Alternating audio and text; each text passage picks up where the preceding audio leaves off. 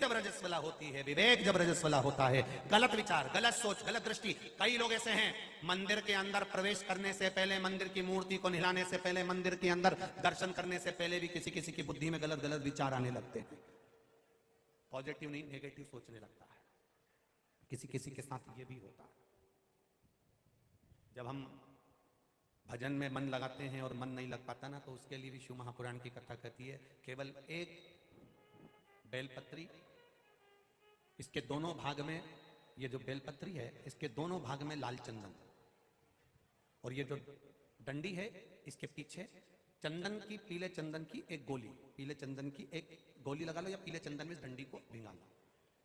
अशोक सुंदरी वाली जगह पर पत्ती का मुंह जहां से पानी बहकर जा रहा है उधर, और डंडी का मुख अशोक सुंदर वाली जगह पर जहां शिव जी का शिवलिंग है उस ओर मुख कर कर, जो ये लाल चंदन लगी हुई और डंडी में पीला चंदन लगी हुई, जो इस पत्ती को समर्पित कर देता है, मंदिर में जाने पर जिसके विवेक में गलत सोच आ जाती है, गलत बुद्धि आ जाती है, गलत सपने दिखते रहते हैं, गलत विचार आते रहते हैं, दिन रात आंख फड़कती रहती है, हर पर ये सोचता रहता है कि एक्सीडेंट ना हो जाए, ऐसा लगता है इनके साथ कुछ गलत ना हो जाए, ऐसा लगता रहता है कि बच्चे के साथ कुछ गलत ना हो जाए, उसको सोमवार की अष्टमी के दिन एक बेलपत्र, लाल चंदन दोनों पत्नी में, पीछे पीला चंदन अशोक सुंदरी वाली जगह पर समर्पित कर देना चाहिए। तो जिंदगी में वो भय और गलत सोच समाप्त हो जाए।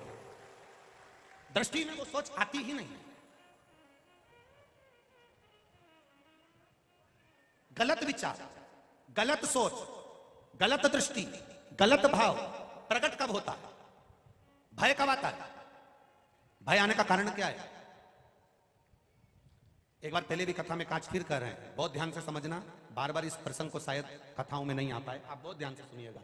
ये शिवलिंग, ये जलाधारी, ये जलाधारी का जल बहने वाला स्थान, ये गोल जलाधारी है, ये शिवलिंग रखा है, ये जलाधारी। अब कई लोग ऐसे होते हैं कि पंडित जी पूजन करा रहे हैं या कोई मालूम पड़े बहुत बड़ी जलाधारी है। अब उज्जैन में आप दर्शन करेंगे तो शिवलिंग थोड़ा सा बीच में होता है, जलाधारी बहुत दूर होती है, ऐसी गोल होती है। अब आप लोग जब पूजन करने बैठते हैं तो महाराज जी ने जैसे ही महादेव को चंदन लगाया और चंदन लगाकर हाथ में जल लेकर हाथ धो दिया, तो धोया काय पे? जो ये पार्वती जी का जो स्थान है जलाधारी है, आप हाथ धोया हुआ जल जब इस पर गिरा देते हो, तब हृदय में अपने परिवार के प्रति भय उत्पन्न होने लगता है। कहीं मेरे पति के साथ कुछ ना हो जाए, मेरी बच्चे के साथ कुछ ना हो जाए, भय की अनुभूति उत्पन्न होती है। अब भय मिटाता कौन है?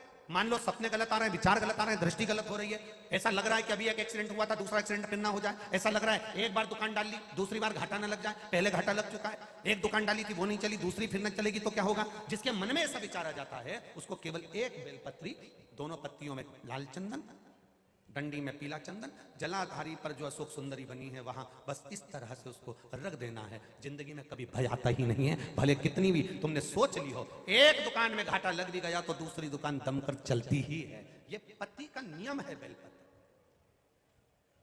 कौन से दिन करना है? जम के बोलो, जम के जरा। सोमवार की अष्टमी के।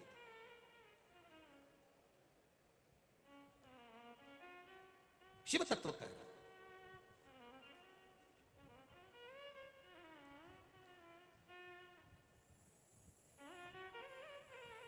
उसका स्मरण हमारे को फल प्रदान कर देता है। भजन में चित्त को रमाना और उसके साथ सुख को पाना।